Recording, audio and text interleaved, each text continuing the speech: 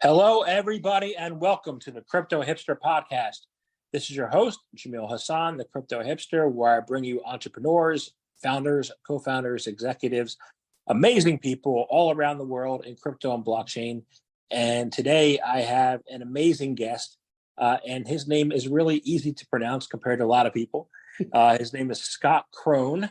He is the founder of Coda Management Group and One Stop Self-Storage, among many other things. Scott, welcome. Thank you for having me. I'm glad my parents created an easy name for you. That's great. Thank you so much. Let's kick things off. And first question is this: what is your background, and is it a logical background for what you're doing now? Well, I think that's in the answer is in the eye of the beholder in terms of if it's logical. But I graduated from college with a history degree, which is not very logical going into architecture. But then I got my master's in architecture and began working for my professor, who was a real estate developer, architect, contractor. And so he was working on multifamily. So my master's thesis was a 100 million, 400 unit multifamily development. And then I worked for him for 6 years while in school and after I graduated. And then in 98, I started my own firm, Coda Design Build. And we were in development, design, build, and construction. And we began in single family and then quickly moved into multifamily mixed use until the crash. And, the crash impacted everybody and was trying to force everybody into apartments. And it became a very competitive marketplace within multifamily and apartments. And that's when we began working on self-storage. And that's when we began developing a portfolio of self-storage facilities.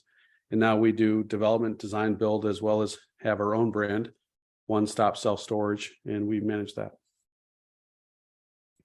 Awesome. So what exactly does One Stop Self-Storage do, and what makes you guys unique in your field? Well, there aren't too many storage operators that are also developers that do the design, the build.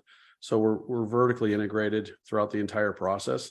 And so we look at it from the point of view as a developer. We look at it from the point of view architecturally. We look at it from a construction point of view, and then we look at it from management. And so when we're assessing and evaluating a property, we holistically look at it, and we can know what the costs are associated with each of those endeavors. Great. So I want to get a lay of the land because I haven't interviewed anybody about self-storage yet. I want to find out a lot more. So let me ask you, the first question is this.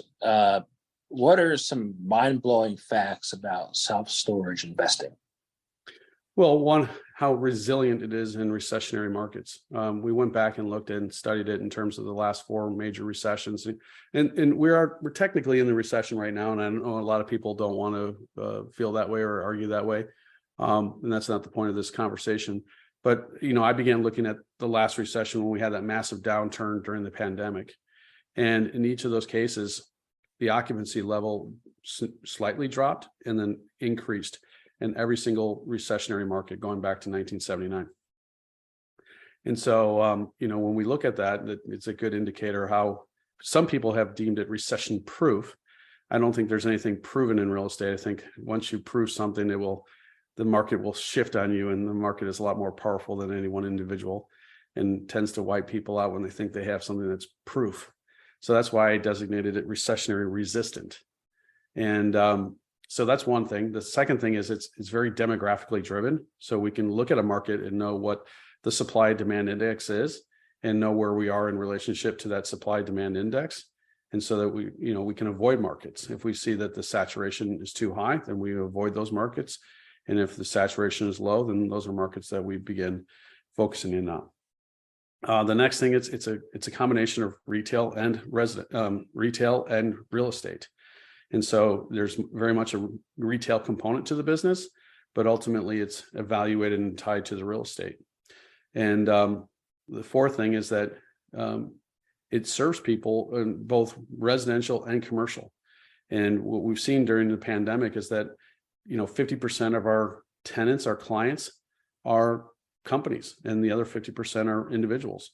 And so it's just not something for people that have too much stuff. It's supply chain. It addresses that. It addresses the fact that we've altered the way in which we use our homes. They're now classrooms, they're now offices, they're now gyms, and people need more space, and the cost of housing has only increased. So it's a viable alternative. You mentioned early on, the market crash in 2008, right? Yes. So how do you compare that landscape to the landscape of today, where you have like big institutions like BlackRock and others buying up all this residential space? What do you see as the similarities and the differences today?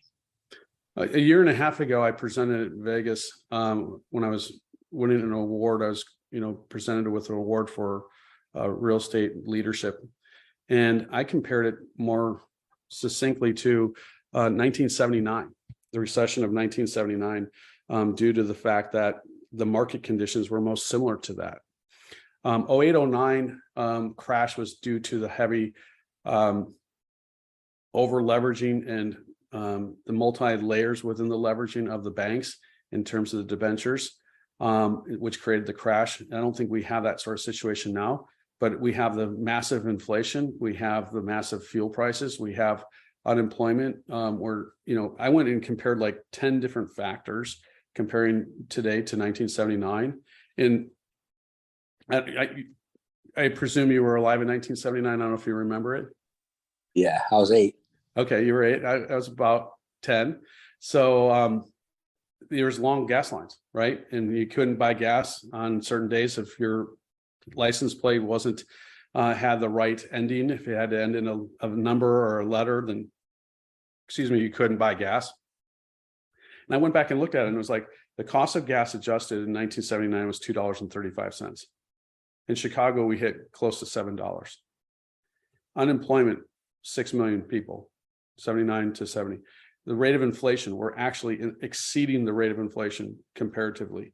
And we looked at the GDP, all these factors that we were looking at in the debt yield, we inverted on the debt yield. So all those things were very consistent with 1979. And it was based upon, the fiscal policy wasn't aligned with the monetary policy. And that's where I think we gotten into this situation right now, because we were printing so much cash that the only tool that the Fed had was to raise interest rates in order to slow down the economy. We were, in construction, and we're seeing like a furnace, a basic furnace go from $10,000 installed to $26,000 installed. Well, the material didn't raise that much. And everyone says, well, it's material costs, it's supply chain, it's employment, right? Well, I'm sorry. If people were being paid double what they were making, 2 years ago, they wouldn't be complaining about cost of groceries. They wouldn't be complaining about the cost of gas. So what we're seeing is like this massive inflation that is really reacting to the marketplace because they had the opportunity to it. So the only thing that the Fed could do was raise interest rates in order to pull that back down, to slow down the spending. That's the only tool that they have in their toolbox. Now, back in 1979, real estate was trading for the mortgages. It wasn't trading for the property. If you had a good mortgage, the mortgage was more valuable because someone could assign the mortgage, and you could acquire the house by assigning the mortgage. And they would do wraps and other things. And I think that's the type of environment that we're in right now. The mortgages are more valuable because SVN, or the Silicon Valley Bank, SVB, it crashed, but its debt to value ratio was like 40 to 50%. It wasn't highly leveraged like it was in 08-09. It was the fact that their bond yield, they weren't making enough money because the interest rate rose so quickly that they were losing money on the bonds, and they had to do a capital call, and people saw that, and then they just did a run on the bank. Yeah, it sounds like really the same. I mean, I was at AIG for a dozen years, so I saw the credit default swaps and all that. And yeah, I agree, it's not the current environment. But you said also the fiscal policy doesn't match the monetary policy, and I agree, and that's why one of the reasons I'm in crypto, right? And so you do self-storage investing. How can crypto and blockchain help to get that fiscal and monetary policy back in alignment, and how would it apply to self-storage investing as well? That's a great question. I think that, when I first began looking at crypto, I didn't understand it because it wasn't tied to a monetary unit, right? It was, I'm like, So let me get this straight. If you mine more coin, then you can have more coin. I'm like, well, isn't that the definition of inflation, that you're raising this amount of coin, but then doesn't that devalue the people that were in there first? And that was just my gross misunderstanding of the product, right? There's more to it than just that simple analysis. So what one of the things that we're doing, people have gone into crypto in order to remove themselves from the devaluation of the dollar, right? They're looking for something. And now what's happened in the crypto market is you've seen some market in fluctuation because of disruptions in the marketplace and the value of the coin dropping. So I think there's combinations that they can help them both. But the biggest thing is that blockchain, I think, is going to replace title companies, because what it really is a contract, right? And once the contract is fulfilled, then the elements of the contract are dispersed. That's exactly what a title company does. So we put into escrow the contract, we put in the contract the deposits, we put in the due diligence, and the attorneys have their comments. And when all these things occur, then the transaction is finalized and the monies are dispersed, and the contract is preserved forever. And then the only thing it's done is it's broken up securely into different servers and all those sorts of things, right? But I think the technology is there that it's going to eventually replace the title companies. And so what we've been working on is a coin called Store, which is ultimately, a blockchain technology to facilitate these transactions. And because of the blockchain, we're then creating the coin, and the coin is Store, STOR. And it's going to be tied to self-storage. So people that want to have a tangible asset that are in crypto, have a physical asset, are going to be able to convert their other coin into store coin and then micro invest or invest into self-storage. On the other side of it is our clients are going to be able to pay via coin as well. So they're going to be able to either pay with coin or they can pay with dollars, but then they can get credits and values towards their account if they do that. And we're creating a network of these coin-based, store coin-based facilities across the country, because we're in a mastermind of different operators throughout the country. And as a result of this, if someone is moving from one location to the next, they can be able to see if that next facility is on the Store token or not. And if they are, then they can just transfer it. They can just transfer the contract. They can transfer their account, if you will, rather than having to establish new ones. Interesting. The SEC, Gary Gensler, says that all tokens are securities, but it sounds to me like your Store coin is a utility token, right? Just want to find out how, with the utility, like, it seems like there's a lot of utility. What's your take on that? Well, I'll be honest with you. I'm more on the storage side, and we have the team that is more on the token side. And I think it does classify as a utility versus because it's serving a purpose, it's serving a function, because it is an investment tool, but it is also a product tool. And so I think that is how it was classified in terms of when they were taking it through the regulation process. Got it. Makes sense. So right now the crypto, except for meme coins, the crypto market has been, I say, we're in a bit of a bear market, right? So I say some things are distressed, really, like, especially like some of the old exchanges, that really is distressed. How do you invest? Like, I interviewed one person who said when you have a distressed asset, you run to it, right? That's all I know. What are distressed assets? How do you invest them, and how do you make money in distressed assets? Well, that's why Blackstone is running into the market right now, right? As Warren Buffett says, you make your money during the recessions as opposed to saving your money during the recessions. So the idea is that you're buying on the low. So if you can buy an asset on the low, then as its value increases, then, the challenge is when you're buying on the high, there's only one place where the market can go and the valuation drops, right? And so you're trying not to buy your properties at the peak, you try to buy them in the troughs and then sell them at the peaks. No different than if you're doing an option on a stock, right? You're trying to look for those, or puts or calls. You're trying to make sure that you're timed or hedged. And that's where we see the coin being as a way to hedge that economy, right? And so, excuse me. So if people are are looking at that market. Now, when we look at distressed, we're looking at properties that are not utilized to their fullest potential. Okay, they can't capitalize on the fullest potential. And the way that we look at that is, what is the potential income of a property? So if a property is only throwing off, let's just say $100,000, it's going to be worth X. If it's throwing off $1 million, it's going to be worth Y, even if they have the same capitalization rate, which is a cap rate. So if you take the net operating income and divide it by the cap rate, it's going to come up with the valuation of the property. So a property that is $1,000 or $100,000 and $1 million, that's 10 times the valuation, even at the same cap rate. It's going to be worth 10 times the valuation there.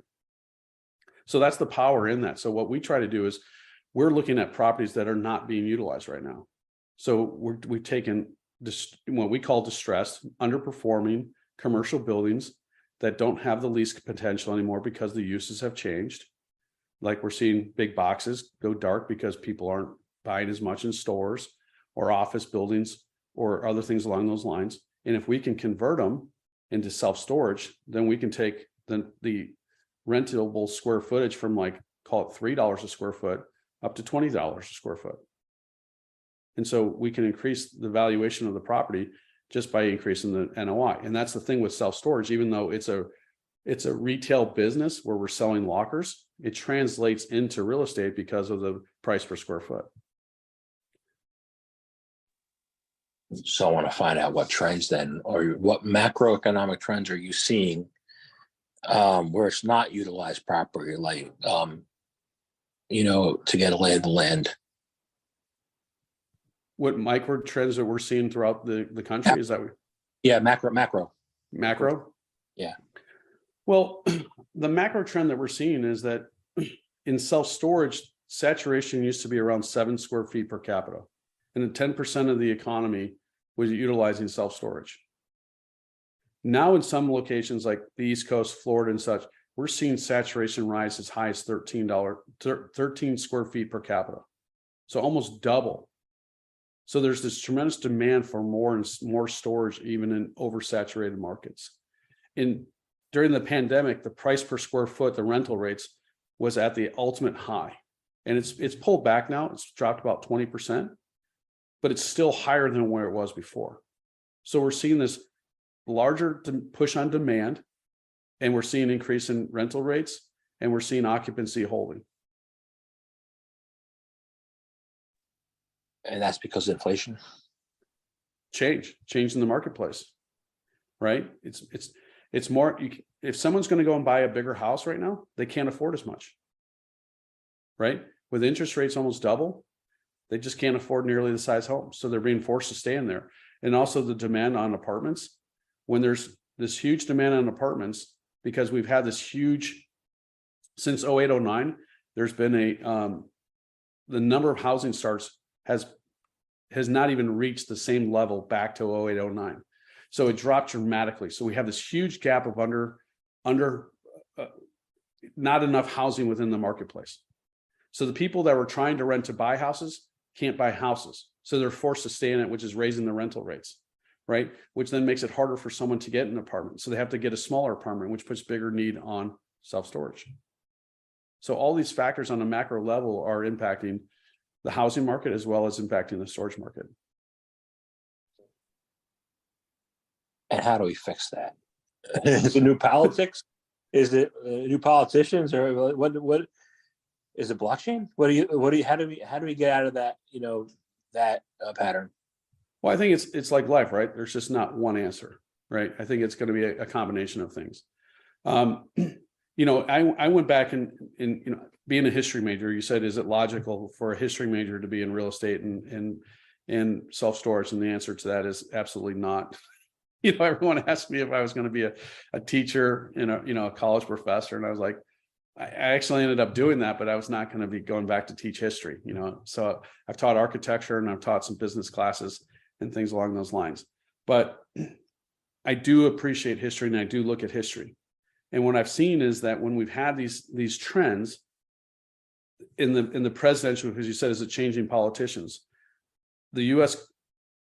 voting board, the U.S. voting bloc has changed historically after 8 years. We give everybody 8 years chance to do their job, and after 8 years, we change directions. We go typically from Democrat to Republican or Republican to Democrat. And the only time we didn't was when we in 1979, we had Jimmy Carter and Ronald Reagan won 49 out of 50 states. It was a landslide election, right? And it was basically, you have an ultimatum to change everything. And he did. He changed the monetary and the fiscal policies. And people were asking me what I predicted was going to happen between after the first Trump administration in election. And I said, historically, he should win. I said, I don't think he will win, though, is if something happens to the economy. If something happens to the economy, historically, we vote people out after 4 years. That's the only reason we've done it. I mean, you look at all the different scandals that have happened throughout the course of time, and we still gave the president 4 more years to prove their worth. Okay, and obviously after 8 years, they have to leave, but we didn't stay. The only time that we stayed within the same party was between Reagan and Bush. Bush won, right? Every other time it went from Democrat to Republican to Democrat to Republican, Democrat to Republican. We have this switching factor, right? Which means we're really a centralist type society. We're not too far. We don't want to be too far in the extremes. We'd rather be more centralist. That's my interpretation of it. And so as a result of that, I said, if something happens to the economy, Trump will lose. Well, the economy did drop significantly. We have a massive pandemic. And granted, he did have a whole bunch of other flaws too. And then we switched sides. Now, arguably, we're in a worse economy now than when we were in 0809. Because look at where inflation is. Look where our levers are. The buying power of people is down, right? Interest rates have gone from like 2 or 3% up to 7%. So it's like the world is vastly different now, and it doesn't appear that this administration is changing their policy in order to address it. They're maintaining that policy. And I would argue that it's the same sort of pattern that I would argue for, 2 years ago. I'm going to argue the same thing in 2 years. If this economy continues, there's going to be a change. So I think that will be part of it. There has to be a change from the fiscal and monetary policies to align to get to work together as opposed to diametrically opposing. We can't keep printing cash and giving away things and not expect to raise the interest rates. I mean, the Fed just can't keep up with it, right? We have to create more incentives for housing, right? And part of that policy that the government was talking about was reducing one of it is, are we permitting blockchain to invest? Are we crypto to invest in things? And they're looking to squeeze that. They're looking to tax that, right? Then we also look at, are they looking to take away capital gain taxes, 401ks, all these different investment vehicles, which encourage people to invest. If we decrease the reason for people to invest, the economy will slow down. The economy is driven by construction, by housing starts, it's fuel and food. I mean, and manufacturing, right? There's different segments of these. And if we begin attacking, if we're limiting fuel and fuel cost rises, if we limit housing or we're impacting interest rates because people, housing starts, these are two major cornerstones of the economy. Where's the economy going to go? It can't continue to go up if you're knocking out two of the major pillars of the economy. And I'm not saying that politically. I'm just saying that truly as an economist, like looking at it from an economist's point of view. Is that fair? It's fair. It's fair. And what you said makes sense. Investing in manufacturing and creating manufacturing, investing in construction and doing the construction. These are all active investments strategies. Crypto, if you're building a blockchain, then that's an active strategy. But if you're somebody who like me, investing in the crypto market, then you're passively doing it, right? So what do you see as? But the passive, though, it still enhances. Let's say if you're passively investing and you're into something like store, then your passive investment is inherently benefiting the economy because it's contributing to the overall growth, right? I mean, it's no different than stock investors, right? So So then Go what do ahead. you think are the best passive investments right now? For me, I've always appreciated real estate. I mean, the two things that I'm in right now are real estate and crypto. So those are my two investments, because I believe in the long-term power of where the technology is going with blockchain. I don't think that, unlike, let's just call it AI scares the crap out of me. Maybe because I watched Terminator too many times, but I know that we need to embrace it. I know we need to we need to figure out how to utilize it in an appropriate way. And I don't think that we're having those conversations yet, right? And I think that was sort of the conversation when crypto first started. Everyone saw this as a fad, but didn't really see the underlying potential behind it. And I think the underlying potential behind it is radically going to change how we do business, because of the fact that banking, title companies, real estate transactions, contracts, all these things can inherently be better utilized under a blockchain format. Yeah, I agree. Total Recall is another one. And then one that my friends and I went to the movie theater to see like 4 times was the class of 1999. I never saw that. That was crazy. Yep. But yeah. So all this is really making me think now. Thank you very much. I have another question that I want to shift gears a little bit. And I saw this where you talked about this a little bit. I want to find out, and it's more of on the personal side, right? How to live a full life, Yeah. How do you live a full life? And what are some of the things that you can do to do that? Well, one of the things that began early in my, when I graduated from college, my roommate and I decided we were going to do one new thing a year.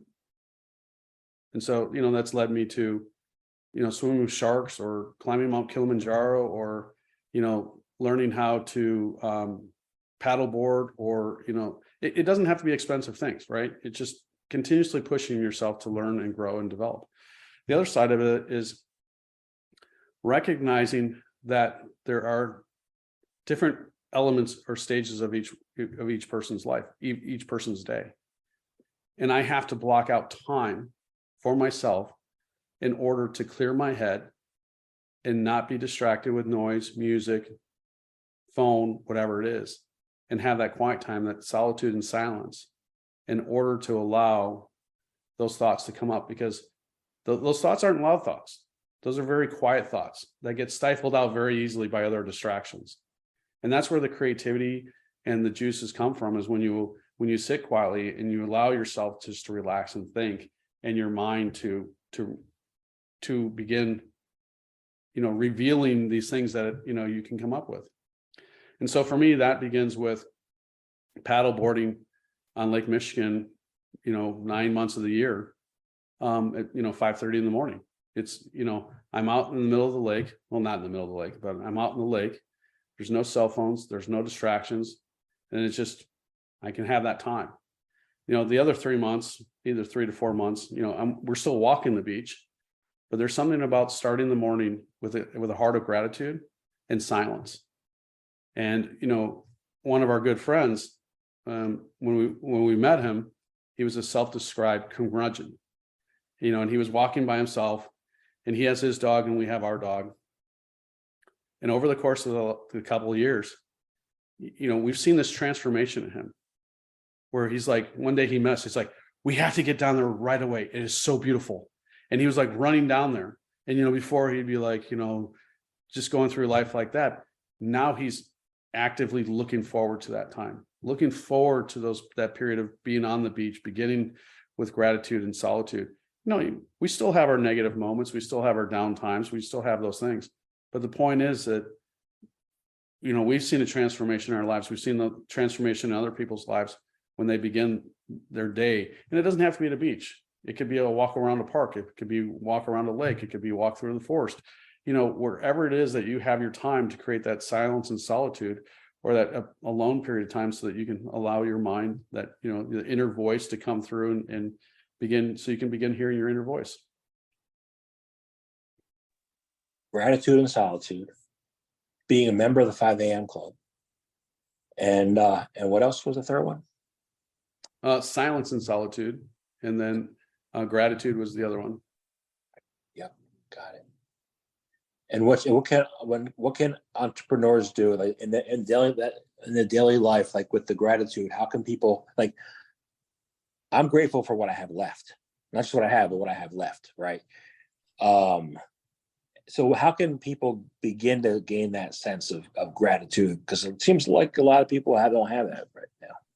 Right. I mean, especially being an entrepreneur, right? Like for every yes you get 1,000 no's, right? So it's like, celebrating the wins, right? Taking the time, when we accomplish something, we stop and say, thank you, like, this is exciting. Let's celebrate this, because, it's not too often we could go through life and just feel like we're getting pounded by the next wave, right?